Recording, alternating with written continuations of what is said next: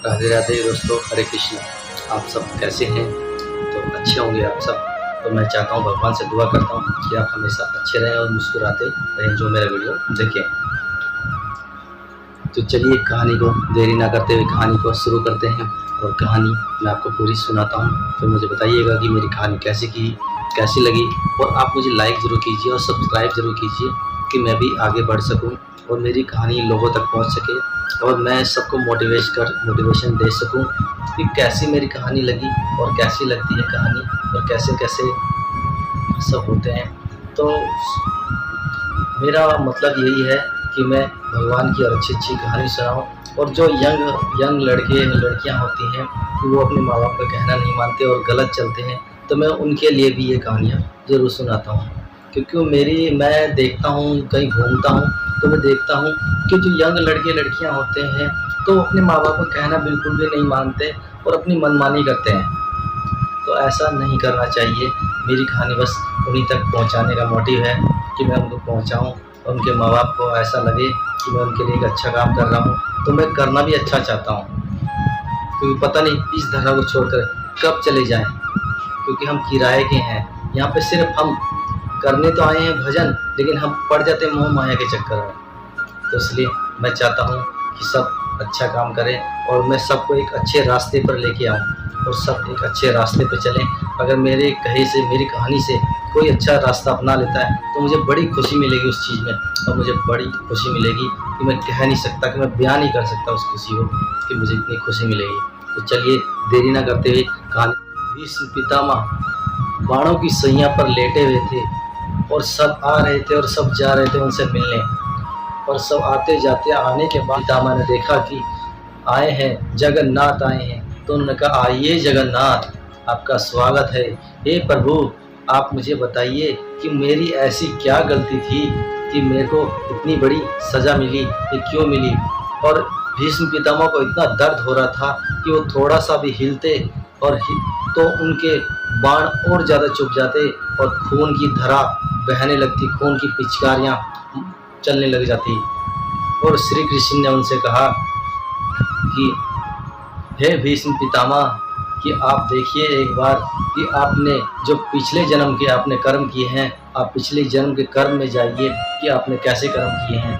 तो भीष्म पितामह ने कहा श्री कृष्ण से, हे देवकी नंदन, मैं यही तो देख रहा हूँ पड़ा पड़ा और कर क्या रहा हूँ कि मैंने 100 जन्म देख लिए अपने, तो मुझे ऐसा कुछ नहीं दिखा कि मैंने ऐसा कोई पाप किया है। तो श्री कृष्ण भगवान ने कहा कि पितामह, आप एक और जन्म देखिए आप। तो भीष्म पितामह ने अपना एक और जन्म देखा। उसमें देखा कि वो एक नगर के राजा थे। और नगर के राजा थे तो नगर के राजा अपनी सैनिक की टुकड़ी लेकर के जा रहे थे रास्ते में से। और रास्ते में पड़ा एक सांप मिला और वहाँ से उनका सैनिक एक भागता हुआ आया और भाग करके उन्हें कहा, हे राजन, यहाँ रास्ते में सांप पड़ा हुआ है, अगर हम यहाँ से जाएंगे तो ये सांप मर जाएगा। तो भीष्म पितामह ने उस अपने सैनिक से कहा कि इसे उठा करके एक झाड़ी में फेंक दीजिए और यहाँ से चलते हैं। तो उन्होंने सांप उठा करके उनके सैनिक ने और झाड़ी में फेंक दिया, लेकिन उनको ऑर्डर भीष्म पितामह ने दिया था। तो इसलिए उसका जो पाप है वो भीष्म पितामह को लगेगा, लेकिन जिसने किया है उसको नहीं लगेगा। क्योंकि कहा तो उसने है और लगेगा दूसरे को, तो ऐसा नहीं होता है। जिसने कहा है पाप उसी को लगेगा, क्योंकि वो तो उसका कर्तव्य का पालन कर रहा था सैनिक। भीष्म पितामह का वो एक सैनिक था। तो उसने जब फेंका वो सांप झाड़ी में, और झाड़ी में फेंक करके वो सांप, तो जब वहाँ पे देखा तो सांप, और जहाँ फेंका था वहाँ पे कांटे थे उस झाड़ी में, उस झाड़ी में कांटे थे। वो कांटे उसे और चुभने लगे और जैसे जैसे सांप निकलने की कोशिश करे वो और कांटे उसके अंदर चुभते जाएं और वो दर्द के मारे तड़पता जाए और खून रिश्ता चला जाए। खून जब रिश्ता चला जाए तो उसने धीरे धीरे कई दिनों में अपना दम तोड़ दिया। और जब अपना दम तोड़ा तो वहाँ से जब सांप दम तोड़ करके फिर वो वहाँ से, तो राजा तो चले गए थे, लेकिन वो पाप उस राजा को लग गया था, यानी कि भीष्म पितामह को।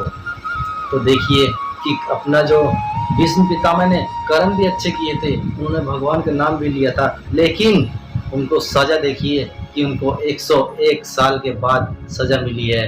यानी कि उन्होंने 100 साल तो ऐसे ही एक बार बिता लिए थे, और लेकिन जब दूसरा जन्म हुआ उनका, तब उन्हें इस सांप का दंड मिला।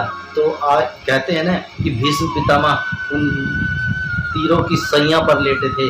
अरे भाई, वो तीरों की सैया पर तो लेटे थे, लेकिन उन्हें उसका जो पाप किया था उन्होंने उसकी सज़ा मिली थी, लेकिन भगवान ने किसी न किसी रूप में उन्हें सज़ा दी है। देखिए तो उन्होंने कैसे, पितामह ने कहा कि हे देवकी नंदन, मैंने तो ये पाप जानबूझ के नहीं किया, लेकिन फिर भी मुझे सज़ा मिली। तो उस सांप का भला चाहा कि वो मर ना जाए हमारी सेना की टुकड़ी के नीचे आकर के, लेकिन देवकी नंदन ने कहा, हे पितामह, ये आपने पाप किया तो है, चाहे जाने में किया है, चाहे अनजाने में किया है, चाहे देख करके किया है, लेकिन पाप तो हुआ है, उसकी सज़ा तो मिलेगी ही। हाँ भाई, ये भी बात सही है कि पाप तो हुआ है, लेकिन हम किसी को मारेंगे तो मार तो पड़ी है उसे, दुख तो हुआ उसे। अरे भाई, मरा तो है वो।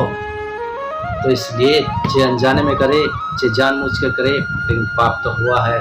तो हम भी ऐसा चाहेंगे कि जितना बड़ा आदमी होगा और जितनी बड़ी उसकी प्रजा होगी और जितना उसका वैभव होगा, उतने ही पाप भी होंगे। और इसलिए हमेशा कहता हूँ कि पाप से बच करके चलिए, और ध्यान रखिए कि हमसे किसी का पाप ना हो जाए, किसी का दिल ना दुख जाए, कोई मर ना जाए, कोई चींटी ना मर जाए।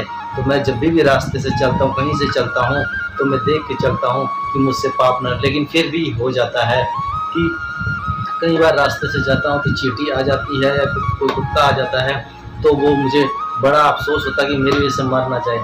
मैंने रात को भी देखा कि मैं रात आ रहा था रास्ते में से, तो अंधेरा बहुत था। जब अंधेरा बहुत था तो मैं आया रास्ते से, तो मैं गाड़ी की लाइट जल रही थी मेरी, तो गाड़ी की लाइट जल रही थी। लाइट जलते मैंने देखा रास्ते में एक छोटा सा कुत्ता आया रास्ते में, और आकर के रास्ते में रुका कुत्ता, और रुक के पता नहीं क्या चीज़ कर रहा था कि रास्ते में, कि अंधेरा था। तो मैंने वो गाड़ी की लाइट और तेज़ करके अपनी, और वहाँ पे गाड़ी रोक ली बीच में, और रोक करके पहले उस कुत्ते को साइड किया कि वो साइड हो जाए। भाई, अगर मैं ना मारूं तो दूसरे से मर जाएगा, तो पाप तो लगेगा ना उसे, लेकिन थोड़ा बहुत तो मुझे भी होगा ना कि भगवान ने मुझे उसका जवाब तो मांगेंगे ना। अरे भाई, जब मैं रास्ते से जा रहा था तो उसे हटा तो सकता ही था, मुझे जाना तो घर ही था, लेकिन भाई इसे समझता कौन है। तो इसलिए सबका भला कीजिए, अच्छा कीजिए। तो मैं भी चाहता हूँ कि अब अच्छा कीजिए। तो हम कहानी को विराम देते हैं। तो मेरी कहानी कैसी लगी तो मुझे ज़रूर बताइए, और मेरी कहानी को लाइक कीजिए, सब्सक्राइब कीजिए, और बेल आइकन की घंटी दबाइए, और ज़्यादा से ज़्यादा शेयर ज़रूर कीजिए दोस्तों, कि मैं भी एक अच्छी कहानी सुनाऊं, और मेरी कहानी लाखों करोड़ों तक पहुंच सके, और सबका भला हो सके। भले ही यूट्यूब मेरे चैनल को मोनेटाइज करे या ना करे, मुझे उससे मतलब नहीं है, कि मैं भला कर सकूँ, और भला करते रहना भी चाहिए, ये भी एक अच्छी बातें होती है। तो मेरे साथ जो बीतता है तो मैंने आपको बता दिया है, और मेरे साथ जो भी बीतता है मैं आगे भी आपको बताता जाऊंगा। लेकिन आप अगर अच्छा कर चाहते हैं और अच्छा करना चाहते हैं, किसी के साथ कोई बुरा भी होता है, तो मुझे कमेंट करके ज़रूर बताइए, तो मैं सजेशन दूंगा उसे कि आप ऐसा ऐसा कीजिए। या किसी के पास पैसा नहीं रुक रहा है, या किसी का बुरा टाइम चल रहा है, या किसी से नुकसान हो जाता है, तो मुझे ज़रूर बताइएगा कमेंट करके। तो मैं उसके लिए कोशिश करूँगा कि उसे एक अच्छा सजेशन दे सकूँ, और एक अच्छी सी राय दे सकूँ, और उसके लिए एक अच्छा कर सकूँ, तो कि वो उसका भला हो जाए और बुरा ना हो। तो मिलते हैं नेक्स्ट कहानियों में, नेक्स्ट चैप्टर के साथ। राधे राधे। और यहीं तक थी मेरी कहानी। हरे कृष्ण कृष्ण कृष्ण हरे हरे, राम राम राम हरे हरे। हे नाथ, आपका धन्यवाद।